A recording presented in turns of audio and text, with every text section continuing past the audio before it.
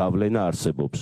ეს გავლენა არის ვასილ მაღლაფერიძე. ამ სიტყვებით საზოგადოებრივი მაუწყებლის ჟურნალისტმა ვასილ ივანოვ-ჩიქოვანმა დღეს პირველი არხის სამეთვალყურეო საბჭოს მიმართა.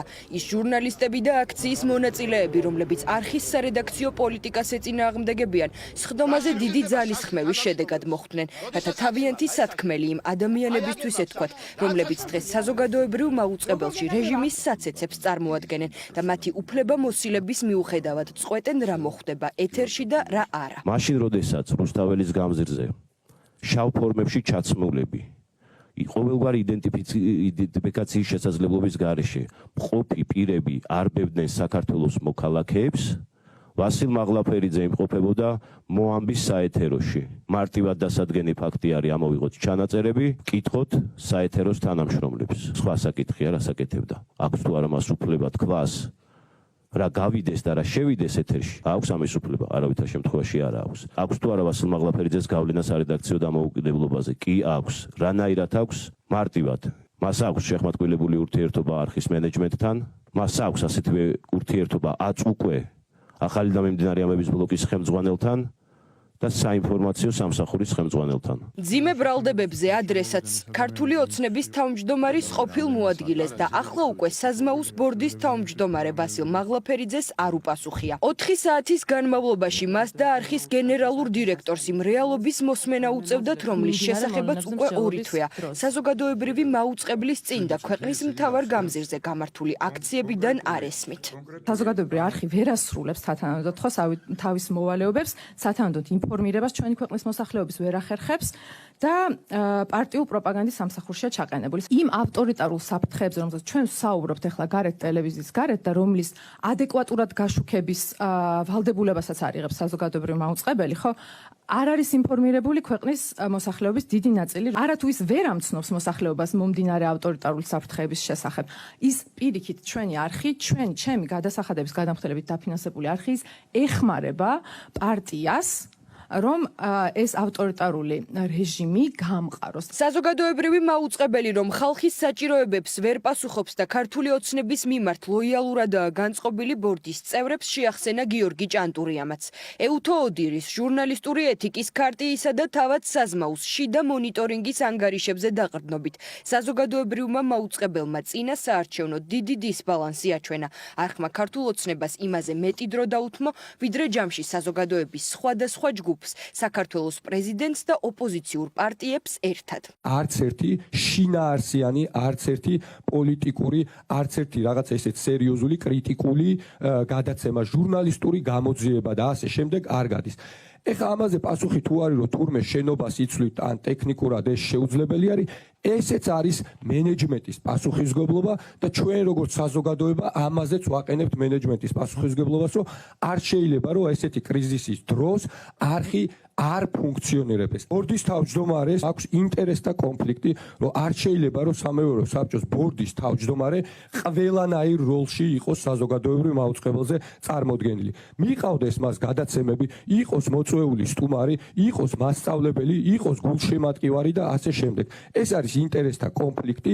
დღის წესრიგის მიხედვით ბორდის სხდომაზე 4 ძირითადი საკითხი უნდა განეხილათ, რომელიც საზმაუსა და აჭარის მაუწყებლის საშტატო საბიუჯეტო შეთანხმებას ეხება. მიმდინარე პროცესებისა და ეთერის გახსნის მოთხოვნაზე კი მეხუთე საკითხი ოპოზიციის კვოტით არჩეულმა ბორდის წევრმა ზაზა აბაშიძემ დააყენა. მხოლოდ ამ ინიციატივის შემდეგ გადაწყდა სხდომაზე მიმდინარე მოვლენებზე საუბარი.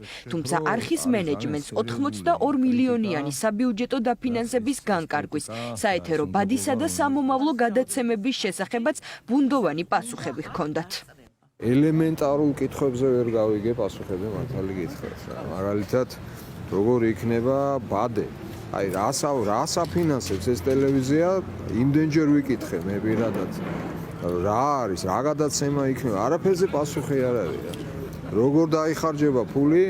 მაგალითად, ისეთ საკითხებზე, როგორიც არის ევროკავშირში გაწევრიანება, როგორიც არის რუსული ოკუპაცია, როგორიც არის უმცირესობების საკითხები, როგორ და რანაირად დაიხარჯება ფული, ეს არის პრიორიტეტები, პასუხები არ არსებობს. ეხლა არ ვიცი, აბა რაზე არსებობს, ეს ხო 5 ლარი არ არის, ეს ხო რაღაცა ზესუმზირი საჭმელი ფულზე არ არის ლაპარაკი, უზარმაზარ რესურსზეა ლაპარაკი და აი ეს არის უბედურება. არხის გენერალურმა დირექტორმა თინათინ ბერძენიშვილმა არსებითად ვერცერთ იმ შეკითხვას ვერ უპასუხა, რომლებიც კრიტიკულად განწყობილ მის თანამშრომლებსა და საზოგადოების წევრებს ჰქონდათ.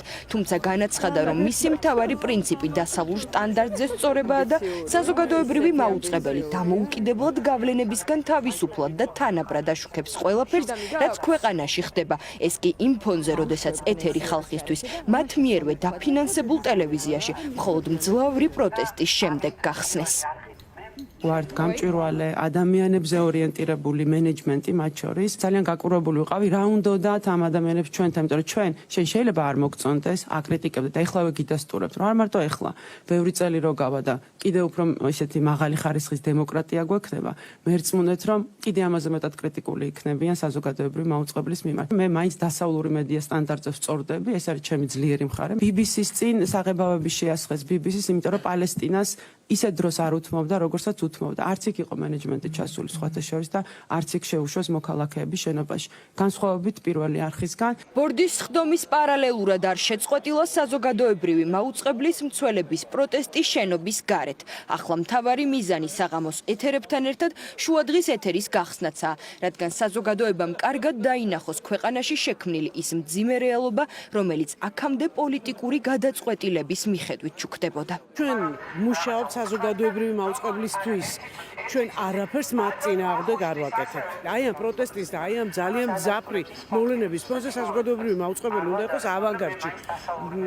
გაშუქების, არა მხოლოდ გაშუქების, გნებავ პოზიციების გამოხატვის და ყველაფრის რის უფლებაც აქვს კონსტიტუციურად. საზოგადოებრივი მაუწყებელი უნდა ემსახურებოდეს ხალხის, საზოგადოების ინტერესს, მორჩა. დღევანდელ ბორდის ხდომაზე, რომელზეც პასუხები დამსწრეებს თითქმის არ მიუღიათ შეთანხმება შედგა. ახლა ამავე ფორმატში ორშაბათს არხის მენეჯმენტი ჯერ საკუთარ თანამშრომლებს შეხვდება, ხოლო სამშაბათს იმ საზოგადოებრივ ჯგუფებს, რომლებიც მაუწყებლისგან მისთვის კანონით დაკისრებული ვალდებულებების შესრულებას მოითხოვენ.